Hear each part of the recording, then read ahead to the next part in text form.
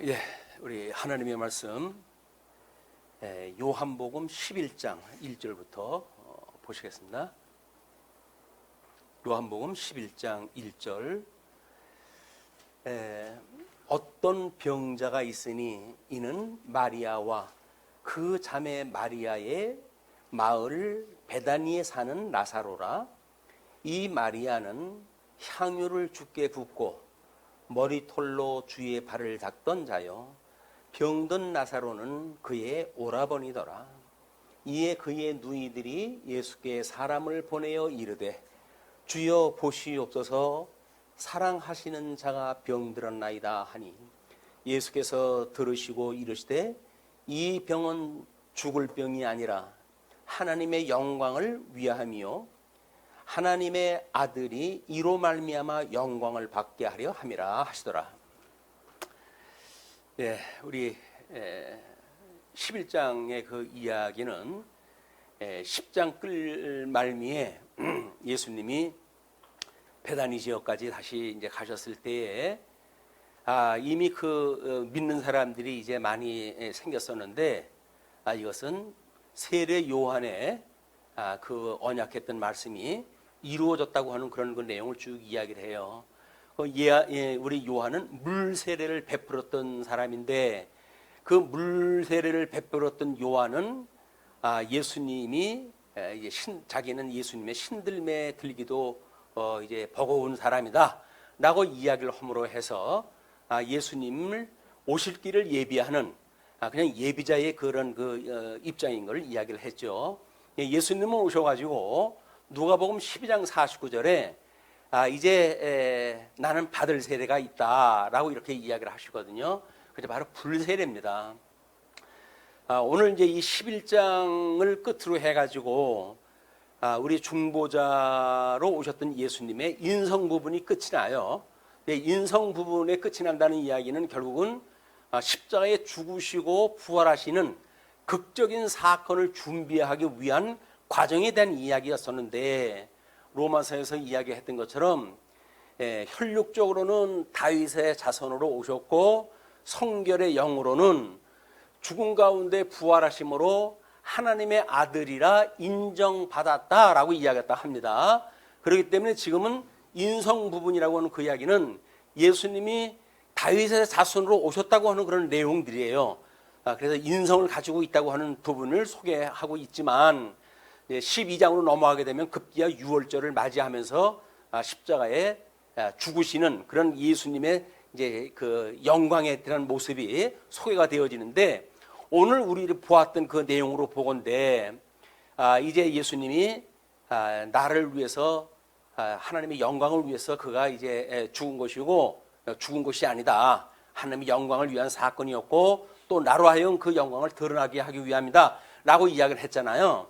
그런 그 이야기가 이렇게 이미 세례 요한이 왔을 때서부터 준비가 되어졌고, 또 예수님은 세례 요한에 의해 가지고 증거되어진 그런 그 그리스도의 사역을 3년여 동안 하는 이런 과정들을 우리가 쭉 지금 살펴보고 있는 거예요. 근데 그 마지막 부분에 지금 우리가 이제 요한복음 11장의 그 이야기는 나사로의 죽음인데 공관복음에는 사실은 언급이 안 돼요.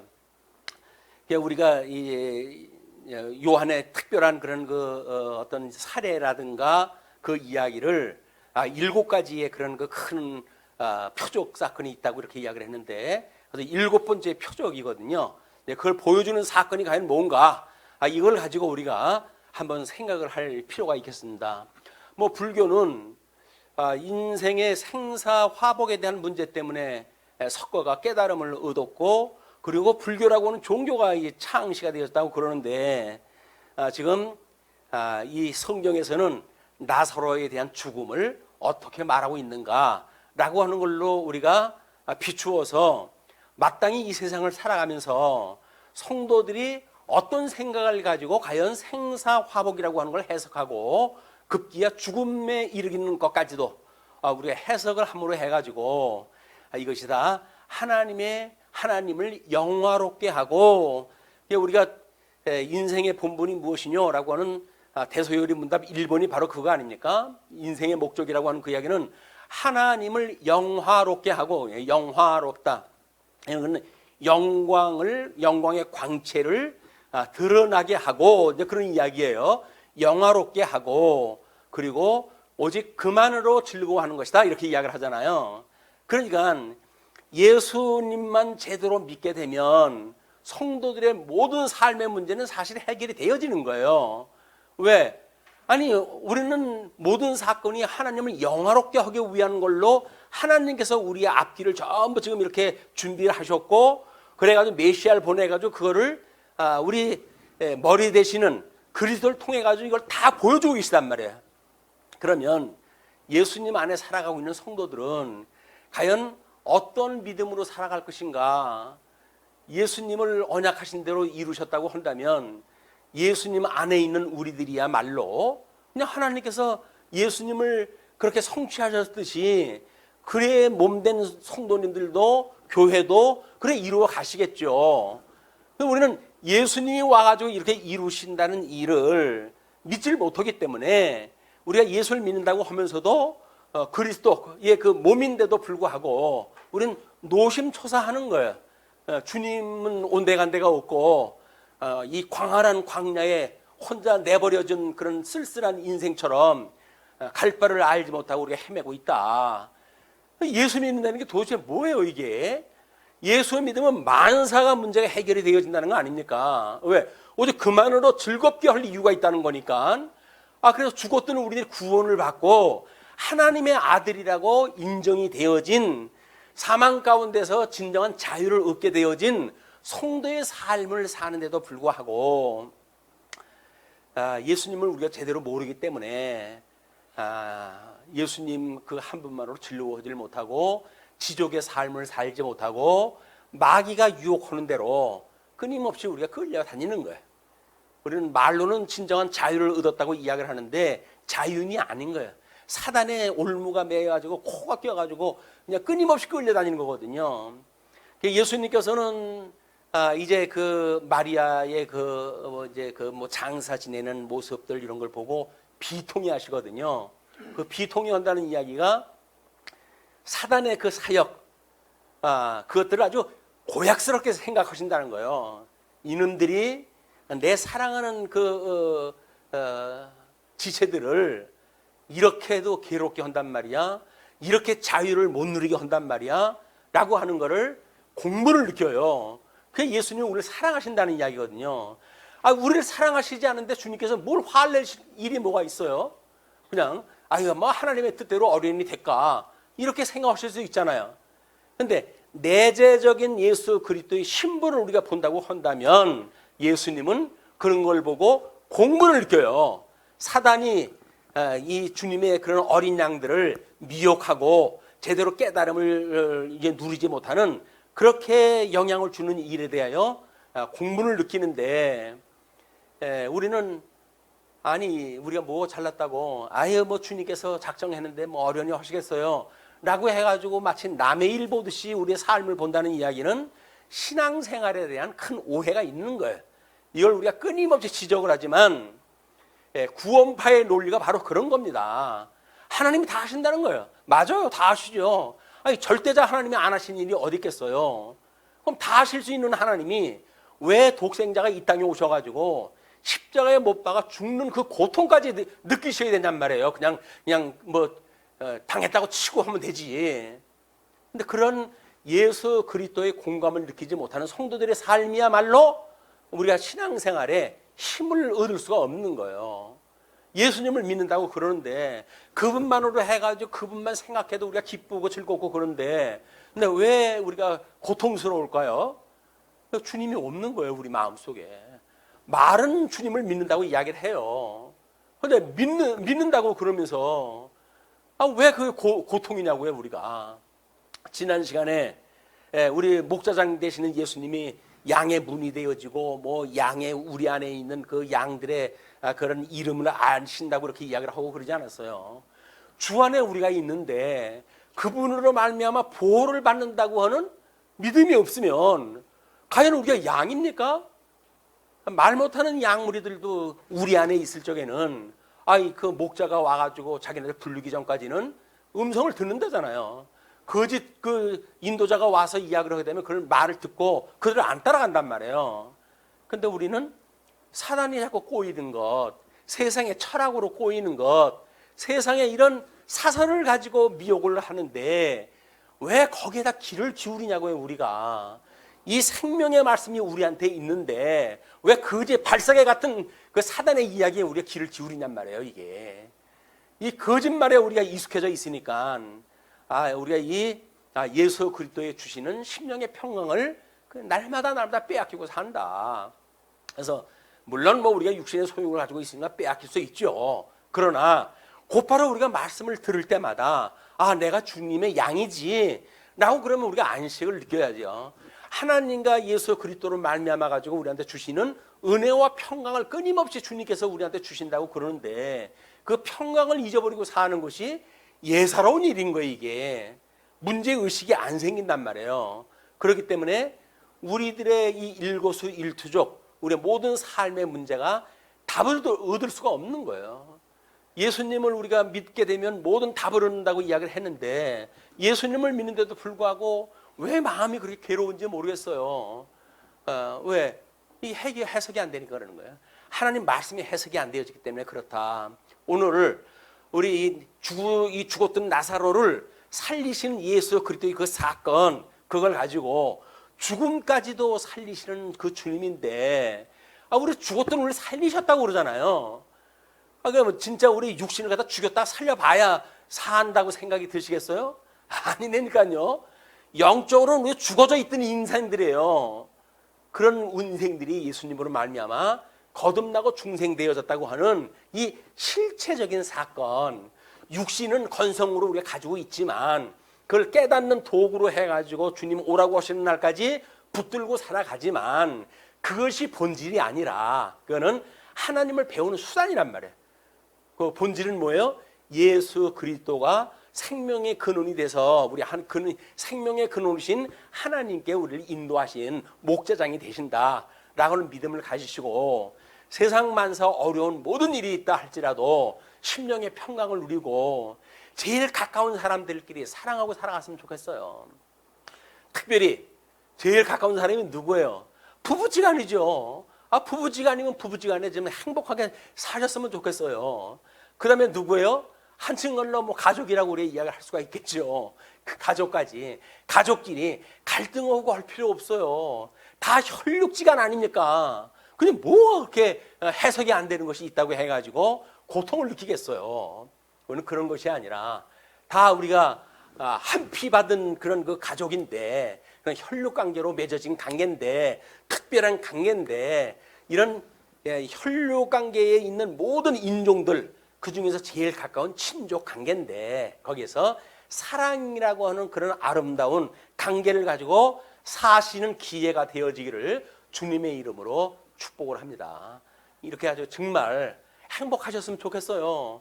예수님만 믿으면 행복한다고 그러는데 복의 근원이신 하나님이 복의 근원이라고 그러는데 왜 우리는 복의 근원이신 하나님을 우리가 의지한다고 하면서 이걸 놓치고 살까요?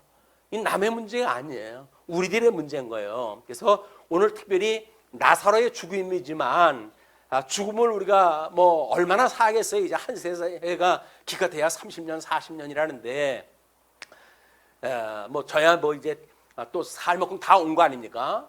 그런데 죽는 거 겁먹을 것도 없잖아요. 이제 나사로 죽었던 거 살려주시는 예수님 배우게 되면 그래 죽었던 나사로를 살리시기도 하는데 죽었던 나를 살리셨던 주님께서 나의 남은 육신에 대한 것 주님이 인도하시는 날까지 살면 됐지 뭐 그거를 갖다가 인간들이 이야기하는 기준에 의해 가지고 더 잘 살아야 되고 더 건강해야 되고 더 있는 거를 갖다가 가지고 살아가야 되고 하는 거에 쏟고 우리가 그 행복을 놓치냔 말이에요. 쏟지 맙시다. 사단의 이 미혹에 우리가 총명으로 우리가 이거를 대책을 갖다 세워야 되는 일이 될 거예요. 자, 그래서 우리 이제 그 요한은 생명의 권세로 오신 예수를 증거함으로 해가지고 구약 성경에서 언약된 대로 하늘의 권세로 오신 중보자의 인성에 대해 마지막으로 기술한다. 11장에 대한 이야기가 그렇다는 거예요. 자, 그러면서 11장에 우리 장절에 대한 걸 구약성경하고 예표로 해서 보였던 내용들인데, 요한은 생명의 권세로 오신 예수에 대해서 나사로를 살리는 7번째 마지막 표적을 주제로 해가지고 기술하다 한다. 예수께서는 인생의 생로병사의 문제에 대해 생명의 권세로 오신 중보자이심을 증거한다. 이는 예수 그리스도의 죽으심과 부활로서 역사적 분기점에 이르렀음을 보여주시는 마지막 표현이다. 그것이 바로 십자가의 도다. 이렇게 이야기를 했어요. 이제는 우리가 예수님을 이제 오셨고 온 뒤로 해가지고 우리가 기원 전이냐 기원 후냐 해가지고 역사를 갖다 크게 이분을 갖다 하잖아요. 양분을 갖다 하는데 그것이 예수님 오신 사건이란 말이에요. 그거를 이제 그때가 이름으로 해가지고 예수님이 급기야 인생의 모습을 입고 오셨던 그 육신을 죽는 그런 걸 예표로 보여주는 나사로의 이 죽음의 사건을 통해 가지고 그걸 준비하고 계시다. 그래서 이사야서 48장 6절에 내가 들었으니 이 모든 것을 보라 너희가 선전하지 아니하겠느냐 이제부터 내가 새일 곧 내가 알지 못하던 은비한 일을 내게 듣게 하노니 이 일들은 지금 창조된 것이 아니요 옛 것이 아니라 오늘 이전에는 내가 듣지 못하였으니 이는 내가 말하기를 내가 이미 알았노라 하지 못하게 하려 함이라. 그래서 다니엘서의 그 예언까지도 하나님께서는 그를 이제 봉함을 갖다 하고 사람들한테 알지 못하게 하라는 거예요. 왜? 내가 이걸 보고 알았어. 껍질 거 아니에요. 예수님이 왔는데 예수님이 구약성경 보니까 예수님이 맞네. 예수님이 이렇게 오신 것이 당연한 거네 라고 해서 잘난 척하면 어떻게 합니까? 그래서 이 구약성경에 대한 거는 하나님이 이 비밀로 간직하다 하신 거예요. 그렇기 때문에 유대인들이 예수님을 와가지고 못 알아본 것 너무나 당연한 거예요. 우리들은 어떻게 구약성경을 안 되면서 그걸 몰라? 라고 이야기를 하는데 우리들이나 잘 믿으라고 그러세요. 구약성경도 우리는 배웠고 신약성경도 다 배웠잖아요.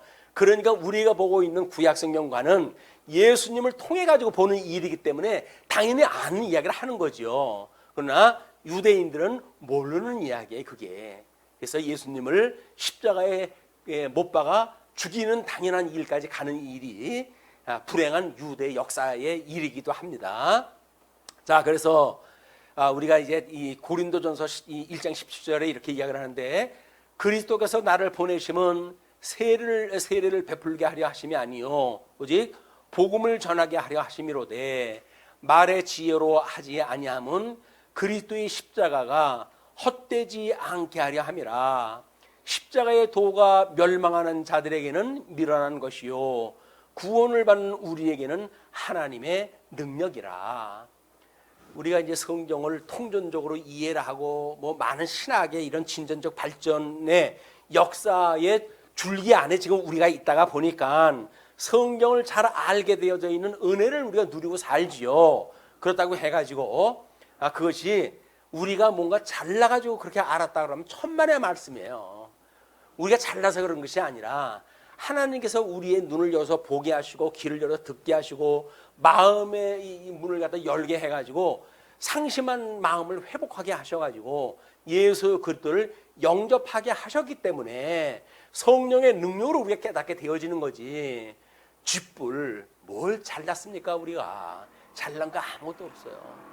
잘났다고 생각하는 순간 우리는 비극의 나락으로 빠질 수밖에 없어요. 왜? 내가 잘났는데 아니 꼭 이렇게 살아야 돼? 라고 하는 생각이 들거든요. 근데 우리는 죽었던 우리를 살리셨다고 하는 정말 어린아이와 같고 바보 같은 생각을 가지고 가장 미련한 자에게 복음이 들렸다고 하는 이런 신앙 고백이 없으면 이 은혜는 깨박을 치기가 일쑤예요.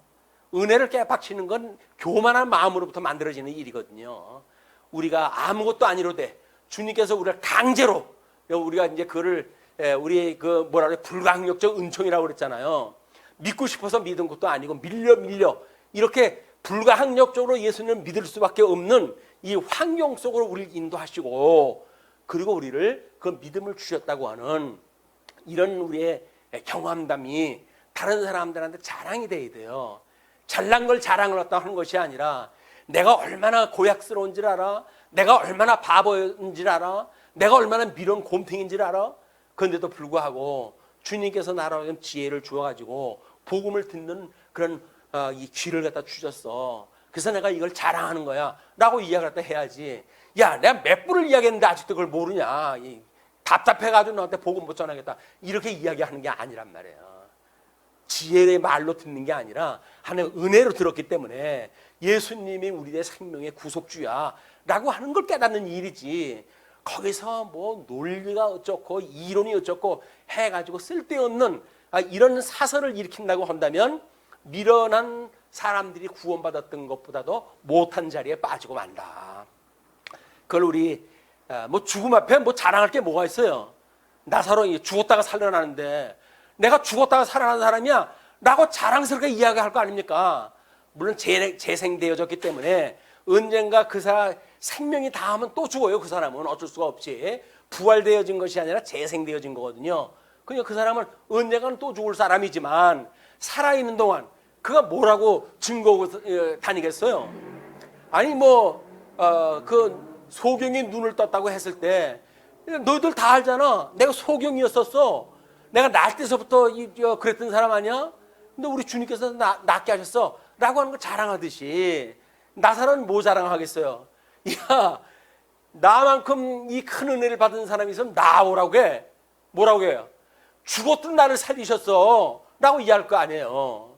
근데 진정 우리는 죽었던 너를 살리셨도다 라고 이야기했던 그 말씀이 남의 이야기가 되면 되겠습니까? 나의 이야기, 나의 이야기. 죽었던 나를 살리셨단 말이에요. 아담의 불순종으로 인해 가지고 사망의 종로로 타던 나, 그래가지고 죄의 종로로 타던 나, 그 나를 주님께서 살리셨다니까요. 그걸 중생이라고 이야기를 하고 거듭남이라고 이야기를 하고 예수 그리스도의 연합이라고 하는 이야기예요. 그걸 초보적인 우리가 복음을 증거할 때 제일 많이 쓰는 이야기야. 중생을 갖다 하는 이 기쁨에 대한 이야기, 거듭남에 대한 비밀의 이야기, 예수님을 믿는 그런 초보적인 복음이 거기에 다 있는 거거든요. 그런데 그 본질은 싹 빼버리고 우리가 아까 이제 고린도전서도 읽어봤지만 세례를 베푼다고 해가지고 내가 세례를 몇 명을 베풀었느니 이거 가지고 파당이나 짚고 앉아있던 고린도 교회의 이런 미련함을 우리가 타산지석을 삼아야 된다. 자, 그러면 이제 그 신구약 성경의 1장 1절부터 4절까지인데 나사로의 병과 목적이라고 그랬잖아요. 그 목적을 하나님의 영광을 위한 사역이라고 이렇게 우리가 부제를 달아놨어요. 왜? 주님께서 그렇게 이야기를 하셨으니까. 그러면 하나님의 영광을 위한 사역이라고 한다면 인생의 생사화복의 모든 일생이라는 건 결국 뭐예요? 하나님의 영광을 위한 거죠. 그러니까 그 이름을 영화롭게 하는 것이 인생의 목적이라고 이야기한 거예요. 성경을 이잡듯이 뒤져가지고 믿음의 선배들이 공로를 쌓아야 되는 둥, 뭘 해야 되는데 둥 이런 사람들한테 아니다. 너희들 거저 이렇게 구원을 갖다 시켜주셨고 죽었던 너희를 그냥 살렸으니까 그 하나님만을 영화롭게 하는 것이 너희의 본분이야. 주제 넘은 생각하지 말어. 그 이야기거든요. 근데 왜 그렇게 주제 넘은 생각을 하는지 몰라요, 우리가. 왜?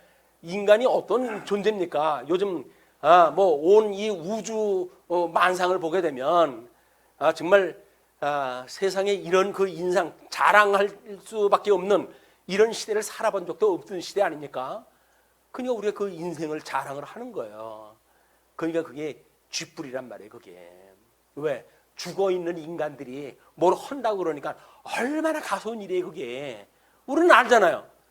영적으로 죽었던 우리가 살아났기 때문에 영적으로 죽은 자들이 하는 일을 갖다 우리는 보잖아요. 근데 그게 한심스러워야 될 거 아닙니까? 저 죽은 인간들이 뭘 한다는 거야 지금? 신앙생활 종교 행위를 한다 어쩐다 하게 되면 죽어져 있는 인간이 지금 뭘 한다는 거야? 라고 그것을 우리가 가소롭게 여겨야 될 거 아니겠어요? 근데 그것이 아니라 폼이 나는데 그렇게 믿는다고 한다면 저렇게 살아야 되는 거 아니야? 뭔가 나가가지고 으쌰으쌰하고 이렇게 해가지고 살아가야 되는 거 아니야? 이렇게 해가지고 쏟고 있다는 게 너무 웃기는 이야기 아닙니까? 주님이 우리가 믿는다는 이야기는 무엇인지 우리가 잘 다시 한번 확인했다 해야 될 일이, 성부 하나님께서 성자 예수님을 보내주셨다 그랬잖아요. 이제 중보자로. 그러면 우리 예수님을 보냈던 성부 하나님이 영광의 본체가 되시는 분이에요. 그냥 그분이 영광 자체라니까요. 그분이. 아니 어떤 사람이 그러더래요. 인간을 왜 지었을까요? 하나님을 영화롭게 하기 위해서 지었죠 라고 이야기를 했더니, 하나님이 천지를 지으시는 하나님이 치사하게 인간 지어놓고 영광 받으려고 해가지고 인간 지어놨겠어요? 라고 이야기를 하더랬는데, 뭐 대단한 걸 아는 것 같죠? 정말 쥐뿔이에요. 뭐가 대단한 겁니까? 하나님을 영화롭게 하는 거 외에 뭐가 대단한 게 있어요? 온 우주 만물이 다 하나님을 찬양하다 한다는데, 말 못하는 해와 달과 별과 온 천지 만물이 하나님을 찬양한다는데, 인간이 하나님을 찬양하는 자리에 우리가 함께 자리에 있다는 것이 얼마나 대단한 일이겠어요. 근데 뭐 집단에는 뭐 별거 하나 있는 것처럼 이야기를 하는데, 하나님을 찬양하는 것보다 더 큰 영광은 없는 겁니다. 자, 그래서 성부, 영광의 본체가 되시는 성부 하나님께서 영광의 광채가 되시는 예수님을 보내주셨다. 그 예수님을 보게 되면 우리는 누구를 갖다 보는 거라고요? 영광의 본체를 갖다 보는 거라니까요. 근데 예수님 보고 자꾸 하나님을 보여달라는 거예요. 나를 봤으면 하나님을 갖다 본 거지, 왜 자꾸 하나님을 보여달라고 그랬더니 가짜 말고 진짜를 갖다 보내달라. 진짜 하나님 보면 전부 죽는 데는 그 어미를 갖다 알아야 정신을 차릴런지. 지네 조상들은 여호와라고는 이름도 불러주지 못해가지고 그 묵음처리를 갖다 해가지고 그 여호와라고 하는 그 언어가 없어져 버린 거 아닙니까? 그 정도로 하나님을 이름을 갖다 두렵게 여기고 그랬는데 하나님을 보여달라는 거예요. 이런, 지금도 그런 표적이 필요합니까? 아닌 거예요. 우리 예수님이 와가지고 다 이루셨기 때문에, 우리는 생명의 주관자 우리 예수님, 우리의 머리 되시는 예수님, 우리들의 모든 그 대주제가 돼가지고 우리의 일거수일투족을 다 아시고 지금도 여전히 그 하나님의 뜻을 위해 가지고 중보 기도를 하고 계신 주님, 그분을 믿고 우리가 살아가는 것이 소위 예수를 믿는다는 이야기란 말이에요. 예수 믿는다는 이야기는 간단한 거예요. 근데 그거를 복잡하게 만들어 가지고 우리가 이야기를 하는데, 예수 믿는 것, 그냥 예수님이 하나님의 언약대로 이루시는 분이에요. 그 안에 우리가 예수님 안에 있는 거예요. 예수님의 언약대로 이루어진다고 한다면 우리도 언약대로 이루어지는 거예요. 그런데 그 언약대로 이루는데 뭐가 그럼 힘듭니까? 십자가에 못 박아 죽는 것이 예수님이거든요. 나가 고난을 받은 것처럼 너희도 고난을 받아야 돼 라고 이야기를 했기 때문에 고통을 느끼지 못하는 신앙생활이라면 거짓말이란 말이에요. 하나님의 말씀을 깨닫는다고 하면서도 양심의 가책도 느끼지 않고 거기에 어떤 공감도 느끼지 못한다고 한다면 살았다고 하는 실상은 죽은 자나 똑같은 거예요. 너희들이 본다고 하니까 죄가 그냥 있다라고 주님께서 이야기를 하시지 않습니까? 우리가 어떠한 그 존재인가, 죽었던 우리가 살아났고 예수님으로 인해 가지고 지금도 아직도 인도함을 받는 우리들이다. 목자장 되신 예수님께서 우리 안에 우리를 두셨을 때는 우리를 보호하시는 방법이에요. 음부의 권세가 무너뜨리지 못하고 우리를 지키는 방법이에요. 그러나 이제 꼴 있는 대로 우리를 인도하신다는 이야기는 뭐예요? 생명의 꼴을 먹어야 된다는 거예요. 그냥 날마다 우리가 일용할 양식을 달라고 기도를 갖다 해야 되는 거예요. 주님께서 우리한테 기도 가르쳐 주셨듯이 일용할 양식을 주시옵고라고 하는 걸 매일같이 기도해야 되는 거라니까요. 어떤 목사님이 기도하는 방법, 자기의 신체를 가지고 기도하는 방법을 제가 소개해 드리겠습니다. 자, 눈을 보고 생각을 갖다 하세요. 제가 눈을 뜨고 세상을 나갔을 때 그것이 보지 못하고 부끄러운 일들을 보지 않게 하시고 오직 하나님의 그런 영화로운 것만 보게 하시고 이렇게 해서 기도를 갖다 쭉 하라는 거예요. 그게 뭐예요? 결국은 시험에 들게 하지 말라고 기도를 하는 거 아니겠어요? 그걸 자기 신체의 전부를 조목조목 이야기를 해가지고 기도를 갖다 하라고 그러는데 너무 좀 초보 단계 아니겠어요? 그냥 우리는 현장에서 바로 뭐 흘릴 거예요? 예배를 드리면 예배 드리기 전에 기도를 다 하는 거예요. 시험에 들게 하지 말아주세요 하나님 라고 기도를 다 해가지고 우리 강론을 들어야 목사의 이야기에 시험에 들지 않죠. 목사는 지금 복음을 증거하기 위해서 그 예를 들었는데, 목사가 쓸데없는 이야기 해가지고 은혜를 쏟았다고 이렇게 이야기하면 시험에 든 거란 말이에요. 그게 목사가 일부러 시험 들게 하기 위해서 그렇게 이야기하는 사람이 어디 있겠어요. 우리가 시험에 들게 하지 말아달라고 기도를 다 해야 되는 거예요. 자, 그렇게 해가지고 예수님이 이렇게 총천연색으로 지금 보여주고 있잖아요. 그거를 구약 성경에는 흑백으로 되어져 있기 때문에 구약 성도들은 뭘로 봤던 그런 그 이야기라는 그런 그 이야기를 지금 소개를 해드린 겁니다. 그래서 그런 걸로 해가지고 나사로의 그 병과 목적에 대하여 시편 62편 7절에 이렇게 소개가 되어 있어요. 나의 구원과 영광이 하나님께 있으며 내 힘의 반석과 피난처도 하나님께 있도다. 나의 구원, 나의 영광, 모든 것이 주께 있는 거예요. 그냥 그 주님이 지금 우리를 위해서 인도하고 계시다. 예, 주님이 우리가 주님을 떠나가지고 살아가는 것이 타락인으로 살아갔던 세월이고, 그러나 예수님의 은혜로 우리가 다시 중생되어진 삶이 중생인의 삶이란 말이에요. 지금 우리가 살고 있는 우리 육신의 장막을 벗고 이제 영화인이 될 때 우리가 영원붕토록 하나님 앞에서 신령한 몸을 입고 살아가는 그때가 있기 때문에 소망의 인내를 우리가 포기하지 않고 믿음의 역사로 사랑의 수고로 해가면서 이 주님께서 허락하셨던 세상을 살아가는 일이다. 이 팬데믹이라고 하는 것도 마찬가지죠. 그거를 뭐 어떻게든지 우리가 이제 대면 예배를 갖다 드려야 된다라고 하는 게 문제가 아니냐, 본질이. 근데 우리는 거기에 포커스가 맞춰지게 되면 대면이냐 비대면을 가지고 우리가 이렇게 분란이 일어날 수밖에 없는 거예요. 그건 분란이 조건이 아닌 거예요.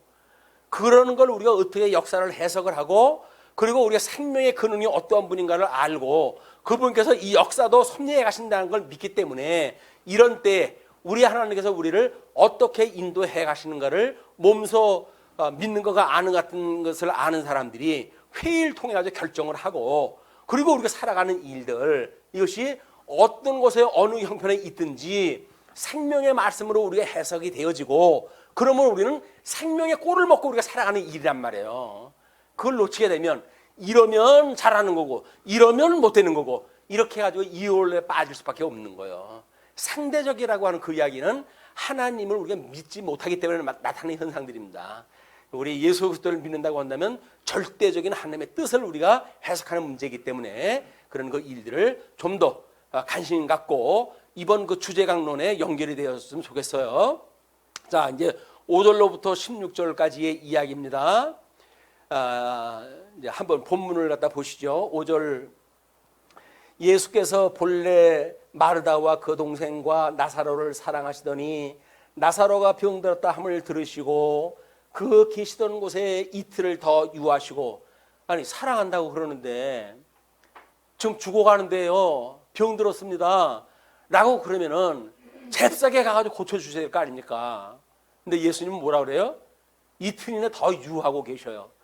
그러면 아니 인간을 구원하러 오셨던 그 분인데 그분이 그런 특별한 뭐 이유가 있어야 될 거 아니에요. 그게 예수를 믿는 거예요. 예수를 믿게 되면 그분이 우리들의 기도를 갖다 들어주시지 않았다고 했을 때 무슨 하나님의 기뻐하신 뜻이 있겠지라고 이야기를 해야 그분을 믿는 거지. 아니 내가 주님 앞에 얼마나 기도를 했다 했는데 이걸 안 들어주세요. 그럴 수가 있어요? 라고 이야기를 한다는 이야기는 하나님이 때를 갖다 이루어가면서 우리를 인도하신다는 사실을 믿지 않기 때문에 나오는 우리 불만이란 말이에요. 그러고는 하나님 보고만 뭐라 그래. 자기 생각이 잘못되어진 걸 가지고, 아니 하나님의 작정한 뜻이 아닌데 그게 어떻게 이루어지겠어요? 하나님의 때가 아닌데 그것이 어떻게 이루어지겠어요? 마땅한 거지요. 하나님의 뜻을 구하라 그랬더니 하나님의 뜻을 구한 것이 아니라 내 좋은 걸 구하다가 보니까는 이걸 하나님가 안 들어주시는 거 아닙니까? 그래 놓고 괜히 자기 혼자 시험에 들어가지고 삐져가지고 그냥 하나님 뭐 믿네 어쩌네 해가지고 시쭈거리고 이렇게 하는 일은 애들도 아니고 도대체 뭐 하자는 겁니까? 예수님을 믿는다는 얘기는 주님이 만사를 섭리해 가시죠. 이걸 믿는 거라니까요. 자, 그러니까 이틀을 더 유하시고 그 후에 제자들에게 이르시되 유대로 다시 가자 하시니 제자들이 말하되 라피여 방금도 유대인들이 돌로 치려 하였는데 또 그리러 가시려 하나이까? 이 제자들도 지금 약간은 분열 증세가 있는 사람들, 말씀을 잘 모르기 때문에 예수님의 뜻이 무엇인지 궁금하지도 않고 지금 역사적인 팩트에만 관심 있는 사람들이거든요. 이 사람들 맞아요. 예수님 그 성전에서 돌로 치려고 했을 때 그 위기를 갖다 모면하시고 그들을 지나가지고 지금 나오신 거 아닙니까? 근데 아직 때가 안 됐으므로 그들이 그를 예수님을 죽이지 못했는데 지금 거기 베데니 지역에 와가지고 한다는 이야기가 예수님이 이제 가자라고 이야기를 했더니 아니 죽음 피해가지고 온 지가 엊그제인데 뭘 또 간다고 그럽니까? 정신이 있어요 없어요? 그 얘기 아니겠어요? 이게 믿지 않는 거란 말이에요. 이런 게 믿지 않는 거예요. 그러니까 예수께서 대답하시되 낮이 12시 시간이 아니야. 사람이 낮에 다니면 이 세상의 빛을 보므로 실족하지 아니하고 10장에서 뭐를 갖다 우리가 공부를 갖다 했어요? 예수님이 요한이 뭐를 갖다 예화를 들었죠? 밤에는 양들을 양부리 안에 가두는 거 아니에요? 그 이야기는 뭐예요? 어떤 자도 이 침해하지 못하도록 지킨단 말이에요. 그걸 보호하신다는 거 아니에요? 그러니까 낮에는 아니 아침에 와가지고 문지기가 문 열어주면 목자가 와가지고 이 양들을 다 끌고 푸른 초장인대로 갈 거 아닙니까? 그게 뭐예요? 예수님 하시는 행적을 보고 그게 우리가 그 어떤 걸 먹고 살아가야 되는지 꼴을 갖다 먹으러 가는 길이란 말이에요. 우리가 쉴만한 물가로 우리 갖다 인도하시는 주님을 우리가 늘 체험을 갖다 하는 일이 신앙생활이에요. 신앙생활. 잠잘 때는 하나님께 시험에 들지 않게 그래도 잠자기 하시잖아요. 잠자는 시간에 잠 못 자가지고 시험 들게 하면 아마 12번도 우리 예수님 다 원망하고 배반하고 말 거예요. 그런데 잠자는 시간 동안은 그래도 믿음 가운데서 그냥 저녁에 뭐 기도를 하고 자든 안 자고 안 하고 자든 간에 주님께서 우리 시켜주잖아요. 딴 생각 먹지 못하게. 그런데도 가끔 꿈을 통해 가지고 하나의 시험을 또 하는 수가 있어요. 그랬더니 뭐 꿈결에 뭘 내가 이런 일을 봤네 저런 일을 봤네 해가지고 또 세상 사람들 꿈 얘기로 또 빠져버리네. 주님께서 우리를 제대로 지켰다고 한다면 꿈 같은 거 꾸고 꿈 같은 얘기 하는 거 아니에요. 아니 성경 이야기 하기도 부족한데 무슨 꿈 얘기를 또 합니까? 꿈 얘기를. 자, 밤에 다니면 빛이 그 사람 안에 없는 거로 실족하느니라. 그러나 낮에는 지금이 난 12시간인데 사람이 낮에 다니면 이 세상의 빛을 보므로 실족하지 아니한다. 너희들이 나를 따라가지고 가게 되면 6월절 어린 양으로 죽기 전까지는 너희를 해할 자리가 아니야. 너희들을 해할 수 있는 세력이 아무것도 없는 거야. 지금은 낮이야. 내가 빛으로 왔어. 내가 생명으로 왔어. 생명의 권세를 가지고 온 그리스도야. 라고 이야기를 하는 거란 말이에요. 지금은요. 마찬가지예요. 말씀으로 살아가는 시간은 우리 빛에 거하고 있는 시간이거든요. 그냥 겁날 게 없는 거예요. 그러나 만약에 말씀을 떠났다라고 생각이 드시게 되면 그 이야기는 뭐예요? 시험에 들기 쉬운 시간이란 말이에요. 말씀이 없는 시간이 밤이고 말씀이 있는 시간이 낮이다. 왜? 빛이냐 어둠이냐에 대한 문제니까. 단순히 태양빛이냐 뭐 이런 걸 가지고 또 우리가 이걸 국한시키면 안 되잖아요. 빛과 어둠이라고 하는 그 이야기는 생명의 권세 안에 있느냐 사망의 권세 안에 있느냐라는 본질적인 문제를 우리가 연상하다 하시는 것이 지혜로운 일이라고 보여집니다.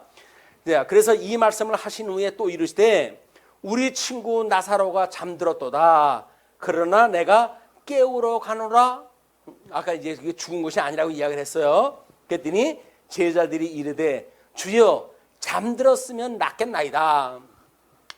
뭐 어떤 병이든지 잠만 들면은 이제 병이 어떤 그 나을 수 있는 증세가 있을 때 보통 잠이 들거든요. 열이 있다가도 잠들면 열이 내려가고 이렇게 이제 나니까 지네들 체험을 가지고 이제 예수님을 이야기를 하는 거예요. 그냥 나사로를 깨우러 간다고 이야기를 했더니 잠들었으면 이제 깨겠네요. 라고 이야기를 하는 거예요.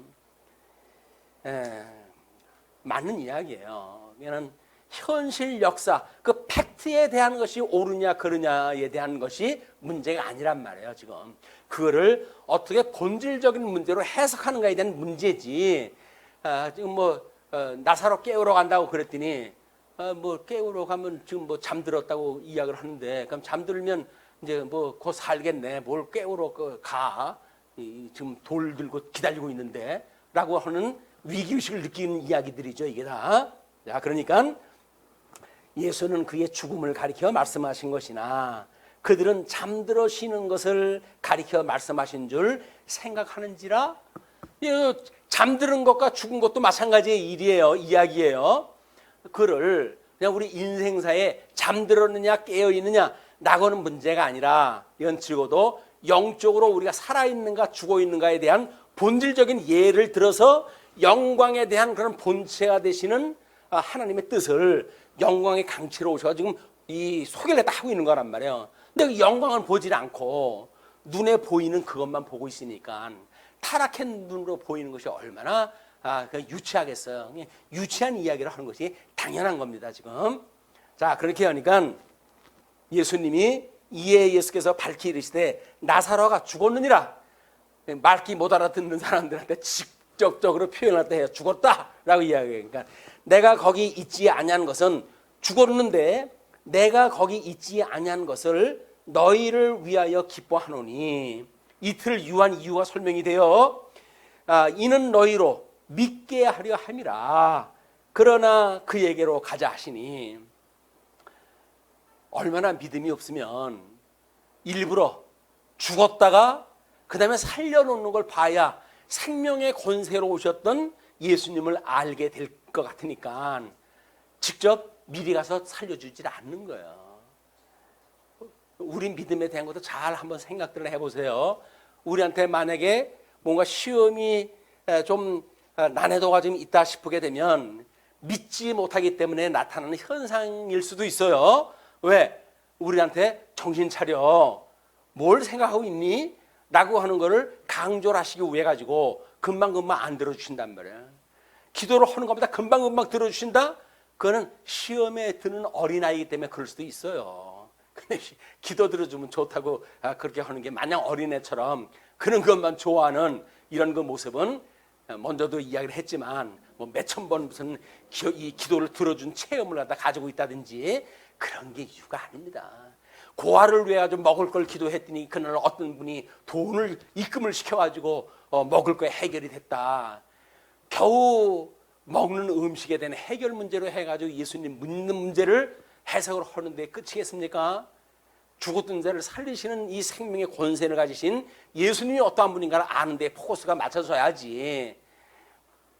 자, 그렇게 이해하다 하시니까 이제 디두모라고 하는 도마가 다른 제자들에게 말하되 우리도 주와 함께 죽으러 가자 하니라.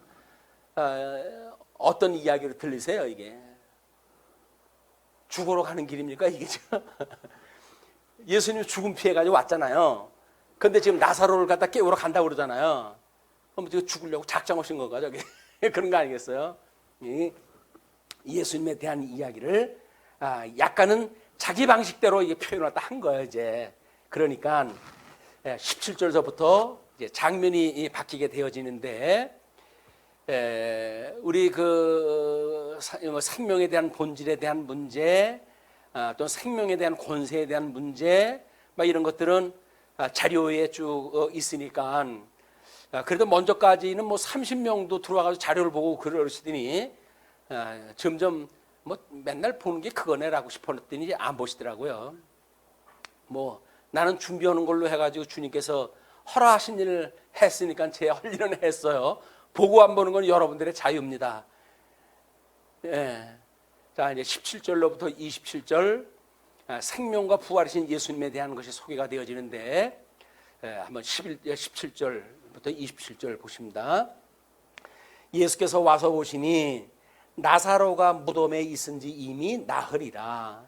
베다니는 예루살렘에서 가깝기가 한 오리쯤 되매 많은 유대인이 마르다와 마리아에게 그 오라비의 일로 위문하러 왔더니 마르다는 예수께서 오신다는 말을 듣고 곧 나가 맞이하되 마리아는 집에 앉았더라. 요걸 우리가 마르다와 마리아의 그 예화에 대한 그걸 염두에다 두고 한번 이 사건을 순서대로 기억하는 것도 좋은 교육 공부 방법인 것 같아요. 일단은 마르다가 먼저 이제 위문을 갖다 하러 마르다가 예수님 오신다는 얘기를 듣고 먼저 갑니다. 그때 마리아는 집에 앉았어요. 예, 그때는 뭐 손님들이 많으니까 손님 접대도 해야 되고 그런 일이 있었겠죠. 마르다가 예수께 여짜오되 주께서 여기 계셨더라면 내 오라버니가 죽지 아니하였겠나이다. 그러나 나는 이제라도 주께서 무엇이든지 하나님께 구하시는 것을 하나님이 주실 줄을 아나이다. 자기 수준에서 이야기를 하는 거예요. 예수께서 이르시되 내 오라비가 다시 살아나리라. 이야기를 했어요. 이제 믿는다고 그러니까. 그랬더니 마르다가 이르되 마지막 날 부활 때에는 다시 살아날 줄을 내가 아나이다. 대단한 신학적인 그런 그 지식을 가지고 있는 마르다예요. 그렇죠? 이제 마지막 때 부활에 대한 종말론적 부활, 뭐 개인적 부활이라든지 하는 거는 지금 아직도 오해가 있는데 종말적 부활을 다 알고 있단 말이에요. 그거는 이스라엘 역사를 통해 가지고 예수님의 복음을 들었던 그런 그 가운데에 복음 가운데에 내가 죽은 자 가운데 살아날 것이야 라고 했던 그런 걸 깨달음이 있어 가지고 알고 있는 지혜가 아닌가 이렇게 생각을 해봅니다. 그래서 예수님께서 이르시되 나는 부활이요 생명이니 나를 믿는 자는 죽어도 살겠고 무릇 살아서 나를 믿는 자는 영원히 죽지 아니하리니 이것을 내가 믿느냐? 예수님께서 지금 마르다한테 물었어요. 그 예수님이 마르다한테 물었다는 이야기는 오늘 이 강론 듣는 우리들에게도 예수님을 질문을 갖다 하시는 거예요. 네가 지금 믿는 자가 무릇 살아서 나를 믿었는데 그러면 영원히 죽지 아니하리라 라고 하는 걸 네가 믿느냐? 라고 이야기를 하는 거예요. 그럼 뭐예요? 아멘 해야 되겠죠. 마르다도 이걸 믿는다고 그러는데 이걸 믿지 않는다고 그러면 되겠어요? 당연히 믿는 거지요. 다만 그 의미가 모르니까 세상에서 죽을까 봐 우리가 걱정을 하지. 하나님께서 살게 하실 만큼 살고 가는 것만큼 행복한 일이 어디 있겠어요.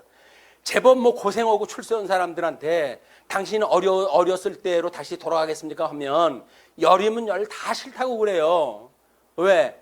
고생한 세월이 너무나 힘들거든요. 근데 뭘 영화를 보겠다고 무슨 더 오래 사는 걸 추구하고 그러겠어요. 그래도 아유 우리 자식 성장할 때까지 내가 있어야 될 거 아니겠어요. 결혼하는 건 봐야죠. 그럼 그걸로 만족할까요? 결혼을 했어. 그러면 아유 그래도 손자는 내가 안아보고 가야지요. 손자 낳았어요. 그럼 또 뭐라 그래요? 아유 손자들 결혼하는 것까지 보면 더욱 좋지요. 나 끝이 없는 거예요. 왜? 믿지 않는 마음으로 그렇게 했기 때문에 그러는 거거든요. 근데 우리가 영생을 얻었다.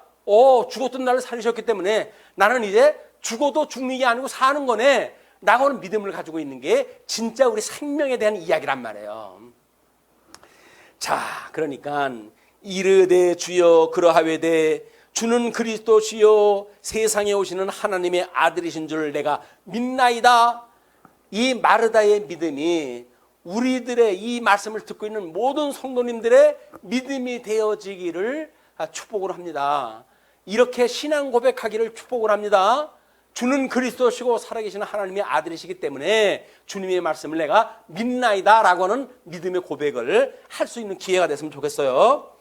이 말을 하고 돌아가서 가만히 그 자매 마리아를 불러 말하되 선생님이 오셔서 너를 부르신다 하니 마리아가 이 말을 듣고 급히 일어나 예수께 나아가매 예수는 아직 마을로 들어오지 아니하시고 마르다가 맞이했던 곳에 그대로 계시더라. 왜?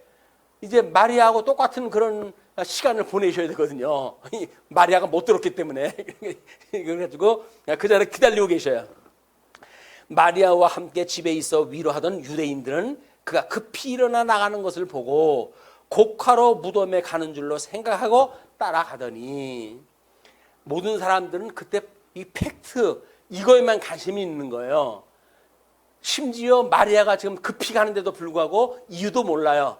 그냥 따라가는 거예요. 그것이 친구 따라 똥찌개 치고 시장 가는 거나 똑같은 이야기인 거예요.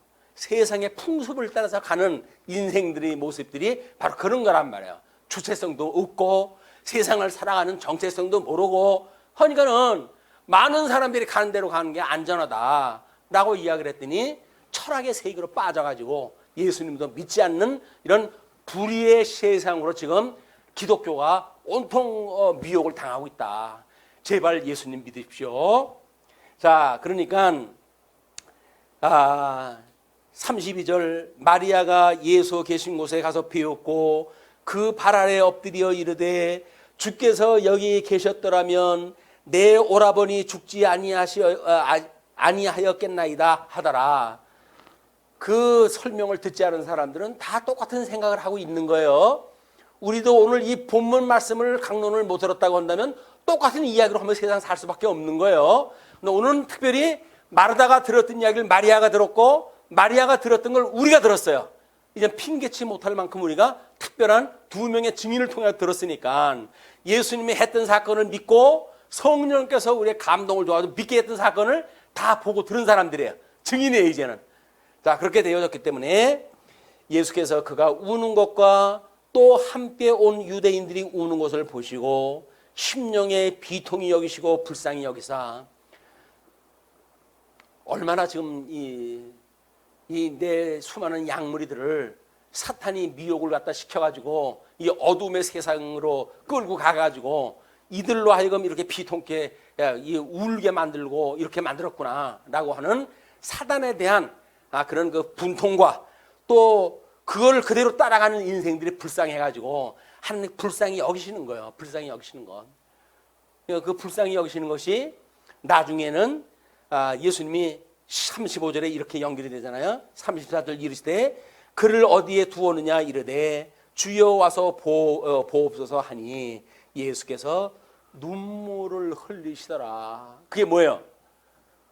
인성을 가지고 오셨던 예수 그리스도의 극치를 보여주시는 거예요. 그게 바로 공감이란 말이에요. 공감. 예수님도 이런 공감을 하면서 이 자기의 중보직에 대한 걸 소개를 하는데 예수님 믿는다고 하면서 성도들의 이 일에 대한 걸 나몰라라 하고 그렇게 이야기를 하면서 뭐 구원을 받았다고 하면 그걸로 다 끝이 나나 어땠다나 라고 하는 이야기를 가지고 하나님이 다 아시는데 뭐 걱정이냐?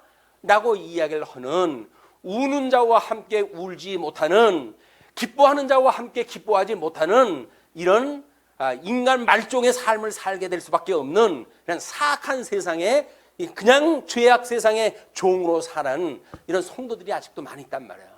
그걸 주님께서 지금도 우리를 위해서 그래 중보기도를 하고 계시는 거예요. 그리고 불쌍하신 거예요. 사단의 이론에 그래 빠져가고 그런 것들이 불쌍한 거예요. 그걸 가지고 세상에 영화롭게 된 건지를 알고 세상 만반 자랑을 삼고 그런 걸 보고 주님께서 비통해 하시는 거예요. 우리 그냥 이 믿음을 가지고 생명의 말씀을 듣고 기뻐하는 사람이 있으면 진리와 함께 기뻐하는 것이 기뻐하는 일이지 세상의 일로 해가지고 기뻐하는 것 그의 인생의 본질이 아니다. 자, 이제 그렇게 하면서 36절 우리 36절까지 그 이야기가 지금 27절까지 이야기를 해가지고 지나갔는데 마리아에 대한 그 문제까지 이야기를 하시는 것이 소개가 되어져요. 28절 37절까지 소개가 되어지는데 그러면서 37절 그중 어떤 이는 말하되 맹인의 눈을 뜨게 한 이 사람이 그 사람은 죽지 않게 할 수 없었더냐 하더라. 주님께서는 여기 오시기 전에 제자들한테 뭐라고 그랬어요? 내가 너희들한테 미리 그 현장에 있지 않는 것을 기쁘게 여긴다라고 이야기를 했잖아요. 그러면 그 현장이 없었기 때문에 소경의 눈을 뜨게 한 자가 저는 죽지 않게 할 수는 없었나? 라고 이야기하는 이야기는 뭐예요? 기뻐하는 자가 아닌 거예요. 그러니까 비아냥거리고 그렇게 이야기를 하지. 아니 눈 감은 자 눈 뭐 소경을 갖다 눈 뜨게 했으면 그게 얼마나 대단한 표적입니까? 그걸 보고 참 주님이시구나, 구약의 언약대로 오신 메시아로구나, 이렇게 이야기를 해야 될 텐데 나사로 죽은 거 죽지 이거 살려낸 역사가 없으니까 그걸 비아냥거리는 이런 어리숙한 자리에 있는 것. 같은 말씀이 공존하는 세계예요. 마르다와 마리아는 그걸 알고 주는 그리스도라고 신앙 고백을 했어요.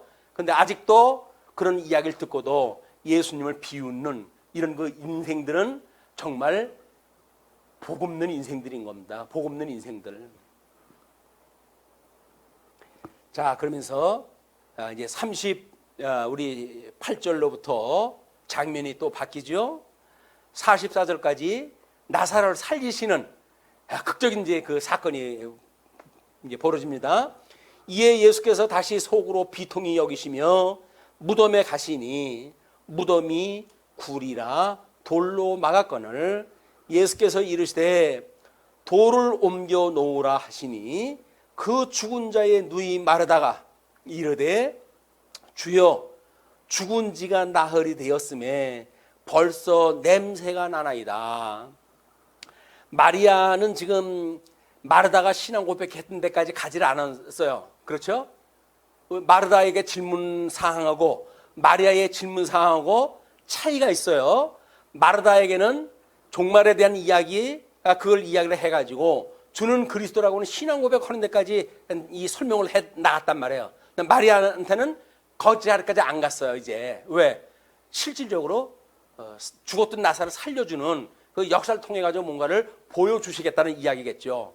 그래서 그렇게 이야기를 했더니 죽은 지가 나흘이 됐기 때문에 냄새가 납니다 라고 이야기를 하는 거예요.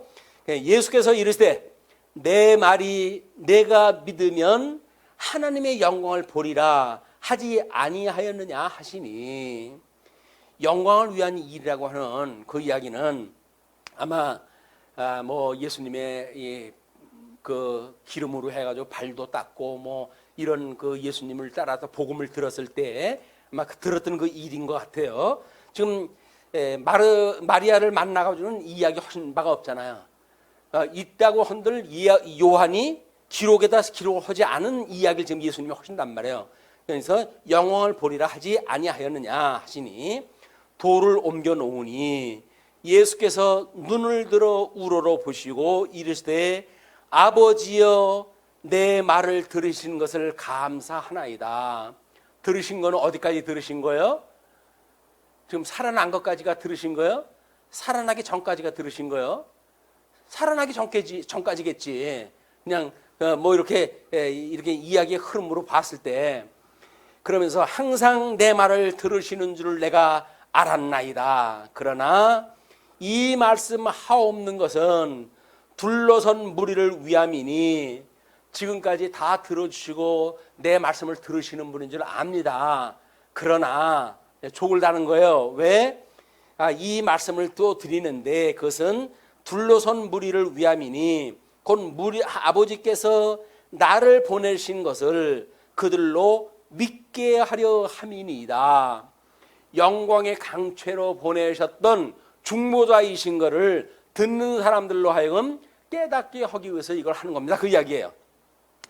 이 말씀을 하시고 큰 소리로 나사로야 나오라 부르시니 죽은 자가 수족을 배로 동인 채로 나오는데 그 얼굴은 수건에 쌓였더라. 뭐 가지고 시비 오는 사람이 있을 거예요. 수족을 갖다가 배로 동였는데 동인 채로 어떻게 나오느냐는 둥, 눈을 감았는데 어떻게 보고 나오냐는 둥, 자기네들이 아는 수준 가지고 시비를 걸겠죠. 죽었던 나사로를 살리셨다고 하는 예수님의 이 극적인 이 대단한 표적 사건을 가지고도 자기가 알고 있는 알량한 지식, 그걸 가지고 시비를 거는 인생들이 있다는 거예요. 우리가 얼마나 불쌍한 인생들입니까? 어마어마하게 예수 그리스도 역사의 분기점으로 예수님이 오셨던 전과 후가 세대별로 나눠지는 이런 극적인 역사의 대단한 역사를 갖다 섭리하시는 하나님인데, 그 하나님께서 2000년 전에 오셨고 십자가의 사건을 통해 가지고 구약의 언약을 이루셨고, 그리고 주님의 몸된 교회를 통해 가지고 2000년이나 지금 역사가 흘러왔는데도 불구하고 그런 예수 그리스도를 모르고 살아가는 인생들이 얼마나 불쌍하고 한심스러운 일입니까 이게. 우리들이 마땅히 비통하게 여겨야 될 일 아닙니까? 이게 복음을 증거해야 될 일 아니겠어요? 내가 봤는데 죽었던 내가 살아나는데 내가 이걸 중생이 되어졌기 때문에 하는 얘기인데 나 때는 말이야 다른 거는 나 때는 이 얘기를 잘도 하면서 왜 이런 이야기는 안 해요? 나 때 이야기를. 나 때는 말이야 내가 예수님을 믿을 생각도 없던 사람이야. 근데 주님께서 어떻게 해가지고 믿는 사람한테 따라가지고 교회당 갔다가 예수님 만나고 내가 이렇게 예수님 증인이 된 거야 라고 이야기를 해야 될 거 아닙니까 이거를. 나 때란 말이야. 나 때 이야기를 하시라고요. 자, 그러면서 죽은 수족을 배로 동인 채로 나오는데 그 얼굴은 수골에 쌓였더라. 예수께서 이르실 때 풀어놓으라. 풀어놓아 다니게 하라 하시니라.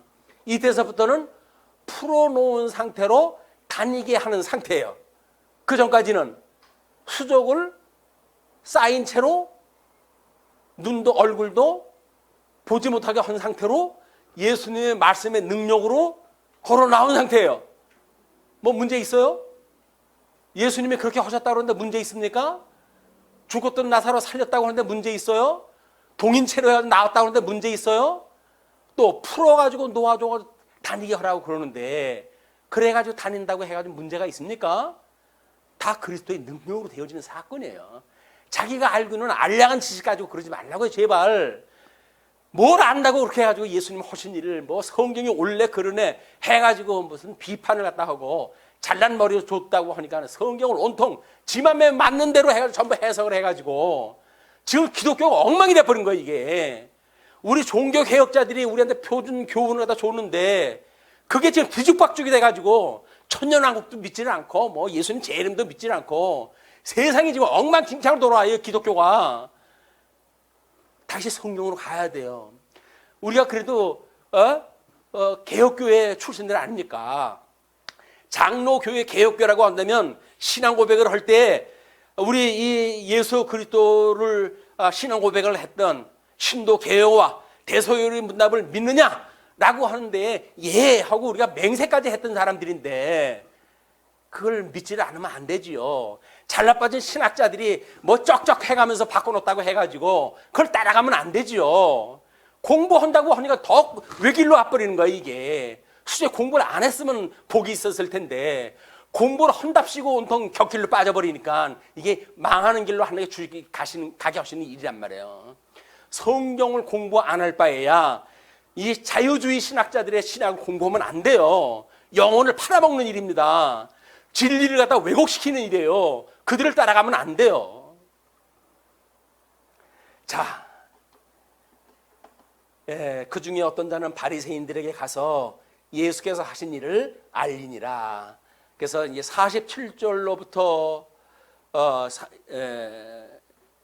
소개되어지는 일이 45절로부터 53절까지 기적의 결과와 이제 대음모가 알려지게 됩니다.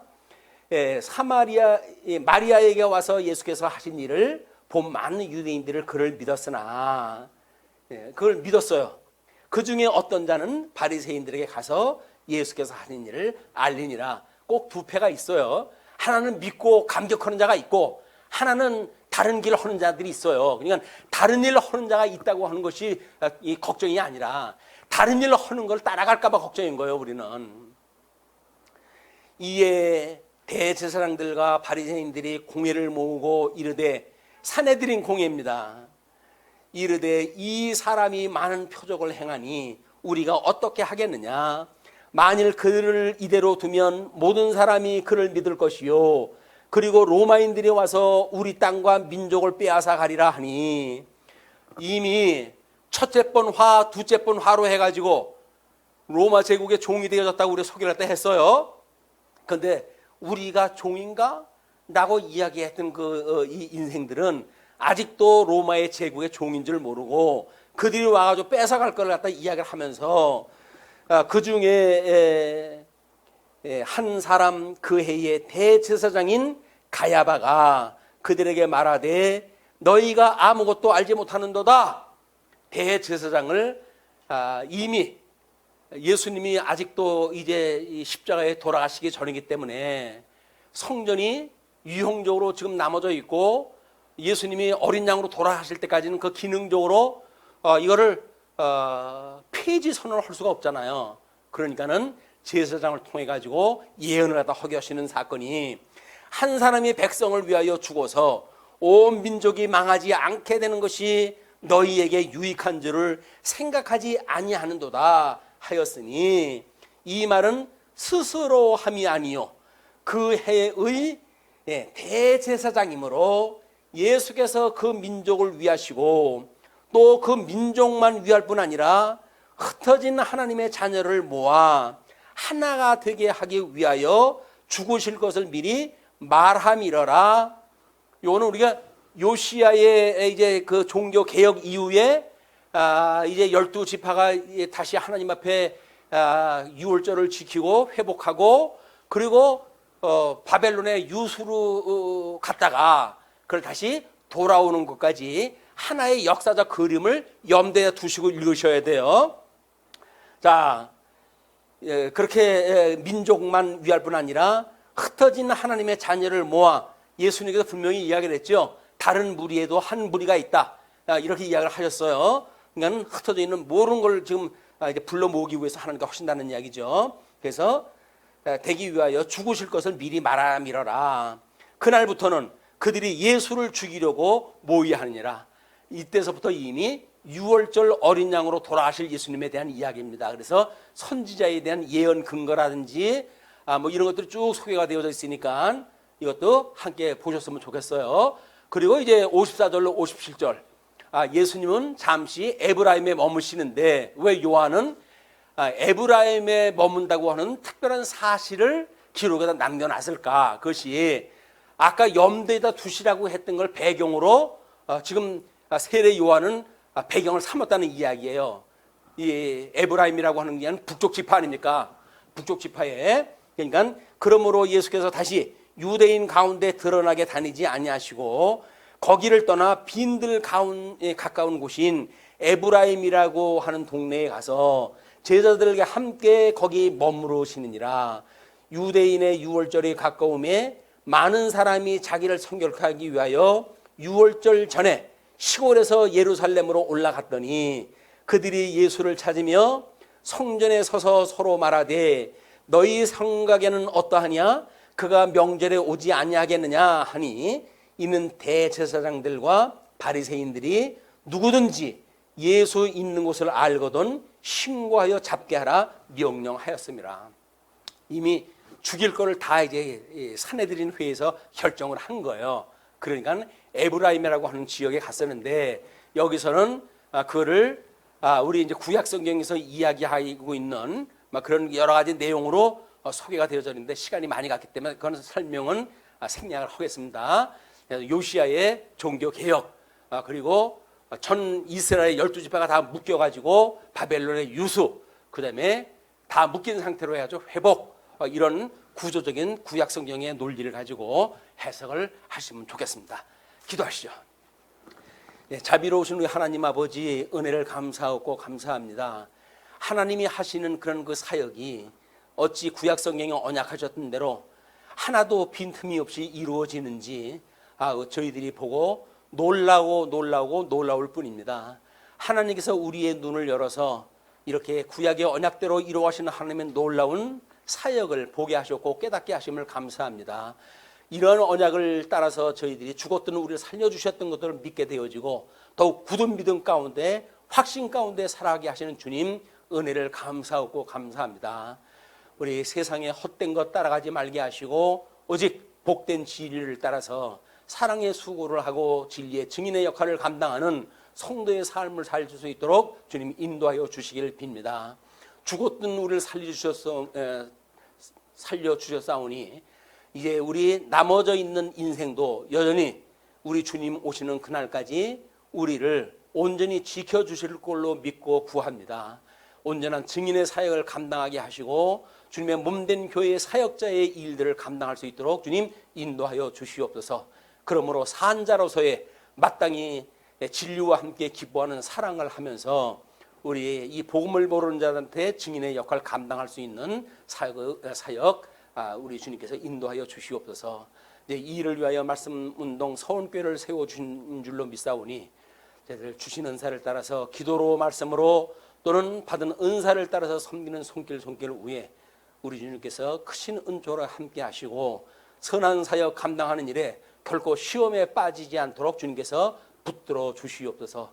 은혜의 장정 안에 붙들어 주셔서 세상의 권세가 결코 무너뜨리지 못한다고 하는 주님의 말씀을 이루어 가시는 장면을 저희들 목전에서 확인케 하시고 신앙적으로 확신을 갖는 역사가 흩어져 있는 한 동안도 은혜 가운데 이루어지기를 비옵고 우리를 구원하신 우리 주 예수 그리스도의 이름으로 기도하옵나이다. 아멘.